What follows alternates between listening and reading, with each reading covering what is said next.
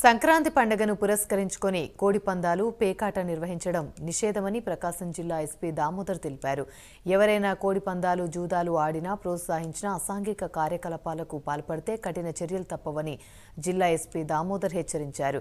సాంప్రదాయ క్రీడలైన kabaddi, kho kho, badminton, volleyball, football, cricket తదితర క్రీడలు నిర్వహించుకోవచ్చని ఎస్పీ దామోదర్ సూచించారు. పందాలు ఒకటి ఉంది. నేను ముఖ్యంగా ఈ జిల్లాలో సంక్రాంతి మనకు బాగా చేసుకుంటాం. నేను ప్రజలను కోరుకునేది ఒకటే, సాంప్రదాయమైనటువంటి పద్ధతుల ద్వారా మనం సంక్రాంతిని చేసుకుందాం. అలాగే కోడి పందాలకు కత్తులు కట్టి ఆడించడం, అలాగే పేకాట్లు, క్యాసినోలు, అలాగే వేరే వేరే గుండాట్లు, మందమ్మడం, ఇలాంటి డ్యాన్సులు, క్యాబరే డ్యాన్సులు వేయించడం, ఇలాంటివి కానీ చేస్తే కఠిన చర్యలు ఉంటాయి. వాళ్ళ మీద రౌడీ షీట్లు ఓపెన్ చేస్తాం.